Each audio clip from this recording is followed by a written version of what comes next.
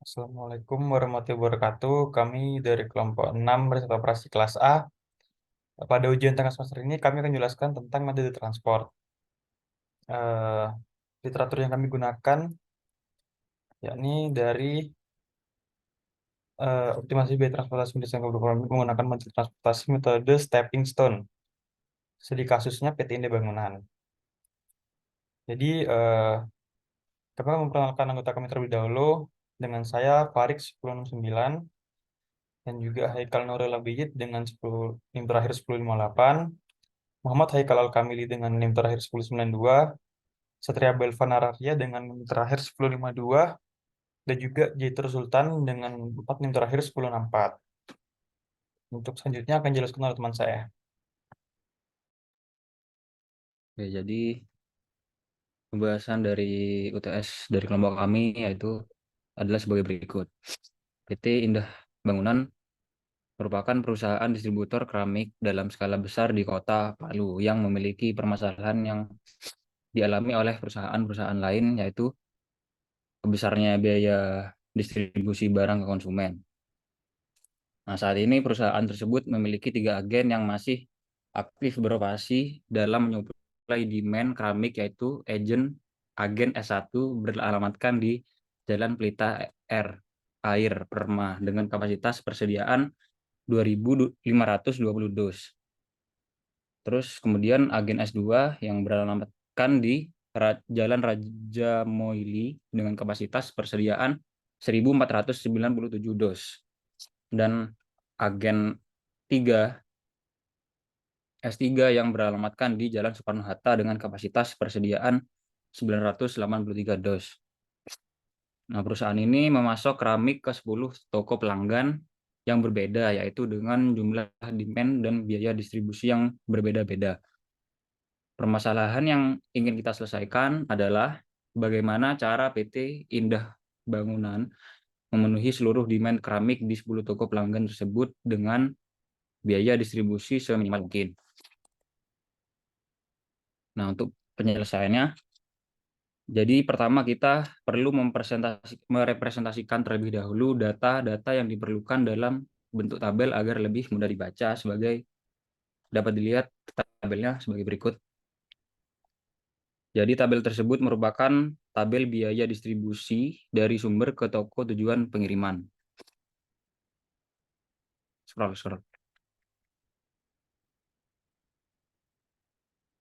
Terus di sini ada tabel kedua, dapat dilihat sebagai berikut. Nah, tabel di atas itu merupakan tabel jumlah permintaan keramik dari 10 toko pelanggan. Nah, terus kemudian di sini kami menggunakan metode NWC atau Northwest Corner. Nah, apa itu metode NWC? Metode NWC itu adalah salah satu teknik yang digunakan dalam masalah alokasi transportasi dalam riset operasi. Metode ini merupakan salah satu metode awal atau heuristik yang digunakan untuk memulai pencarian solusi dalam masalah alokasi transportasi.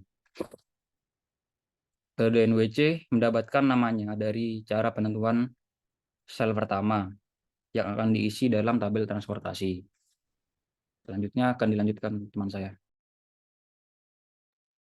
Baik, yang sudah dijelaskan oleh Haikal, jadi metode NBC ini kita akan mencari dari eh, penentuan sel pertama yaitu northwest corner. Jadi dari sel pertamanya itu yaitu di sini, sesuai arah mata angin yaitu northwest corner. Jadi kita mulai dari sini dulu. Di sini biaya yang diperlukan adalah 13.000 untuk supply-nya dan demand-nya kita tentukan nanti. Jadi untuk yang pertama kita 13.000, kemudian kita akan beralih ke kolom kolom kanan, kolom kanannya 10.000 dan begitu seterusnya sampai dia memenuhi jumlah maksimal supply yang bisa dikirim oleh gudang satu, yakni 2.520. Jadi kita menjumlahkan ini hingga mencapai 2.520.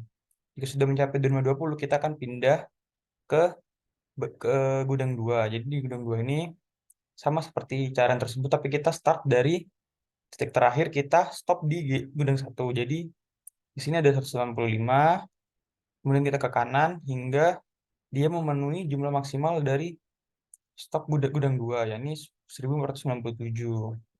Dan sama seperti yang tadi, ketika dia udah terpenuhi, maka dia akan pindah ke gudang ketiga.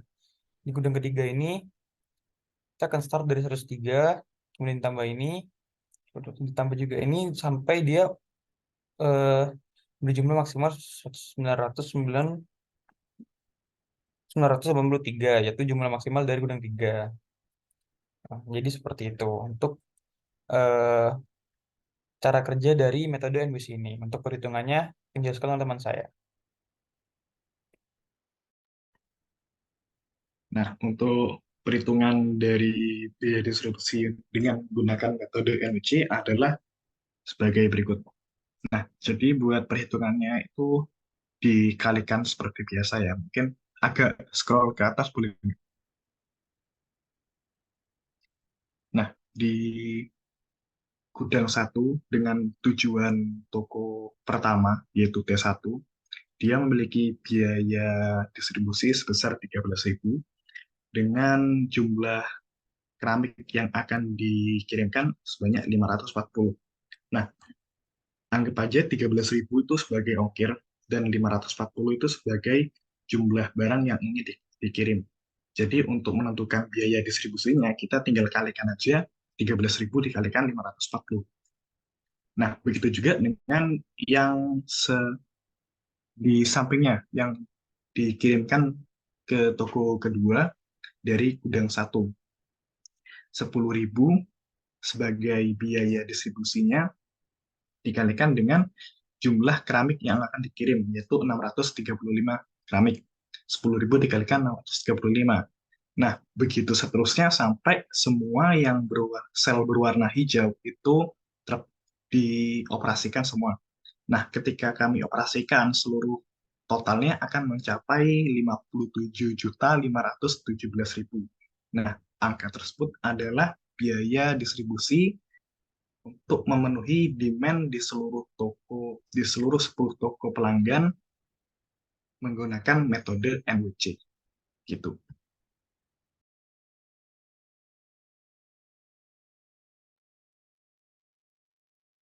Oke, kemudian eh, yaitu metode least cost. Nah, metode least cost ini sesuai dengan namanya, least cost adalah metode penyelesaian dengan memilih alokasi atau sel pojok kanan atau biaya yang bernilai paling kecil. Nah, tahap pertama dalam penyelesaiannya masalah ini yaitu dengan mencari nilai biaya yang paling kecil pada tabel di bawah ini.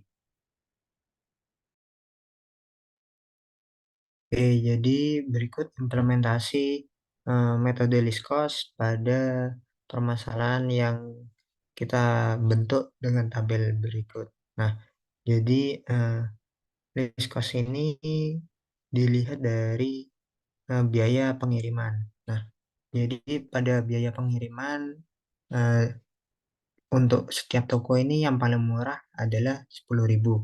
Maka oleh sebab itu kita selesaikan dulu atau kita penuhi dulu eh, demand yang ada pada toko tersebut. Nah, jadi di sini ada pada T2 itu kita berikan semua demand-nya kepada toko tersebut 635.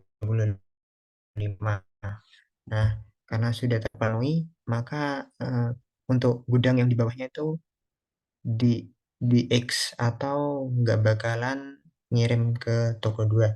Nah, lalu selanjutnya kita cari yang 10.000 lagi, yaitu tempat dan akan diberikan semua demand-nya. Terus seperti itu ke 10.000 yang lain, 10.000 yang lain. Nah, apabila 10.000 telah terisi semua, maka kita lanjut ke 11.000. Dan apabila 11.000 itu terpenuhi semua, kita akan lanjut ke 12.000.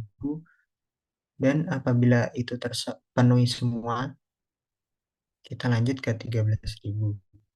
Nah, lalu ketika 13.000 terpenuhi semua, nah kita tidak lanjut ke 14.000 karena untuk yang 14.000 itu sudah tidak ada yang tersedia, nah maka kita lanjut ke 15.000 yang ada pada G3T1. Nah, dengan list cost ini kita juga pasti akan memenuhi supply yang ada pada itu, yang pada ada kanan tabel. Nah, jadi tidak mungkin ada sisa atau kurang. Nah, oke. Mungkin untuk cara perhitungannya, kita itu bandingkan dulu demand dengan supply-nya. So, apabila demand yang lebih kecil daripada supply, nah, maka itu semua demand akan diberikan kepada tokonya, seperti yang tadi pada kasus G1T2. Nah, apabila eh, setelah diberikan semua, maka supply-nya itu nanti akan dikurangi dengan angka demand-nya. Nah, apabila demand dengan supply-nya itu eh, lebih kecil supply, contohnya itu terjadi pada kasus G2T1. Nah, maka itu eh, supply-nya itu nanti yang dicoret dan demand-nya yang dikurangi dengan 172.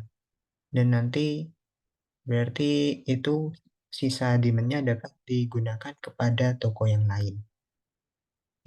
Toko yang lain. Maksud saya dapat dipenuhi dengan gudang yang lain. Oke, mungkin seperti itu saja.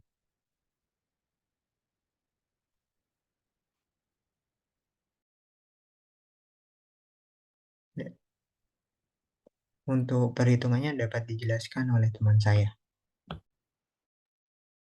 Buat perhitungannya yaitu kurang lebih sama seperti metode NWC tadi. Z itu merupakan harga total yang dihasilkan menggunakan metode yang telah dilakukan. Dari situ dapat dilihat seperti yang tadi G1T2 tambah G1T4 dan seterusnya akan menghasilkan Z yaitu harga total 53.919.000 dan dapat kita tarik kesimpulan bahwa jika PT Indah Bangunan ingin memenuhi 10 toko pelanggan dengan biaya distribusi seminimal mungkin, PT Indah Bangunan dapat menggunakan metode list cost agar tujuannya terpenuhi, yaitu mendistribusikan semua keramik ke seluruh toko dengan harga seminimal mungkin. Sekian dari kelompok kami, kurang lebih mohon maaf. Assalamualaikum warahmatullahi wabarakatuh.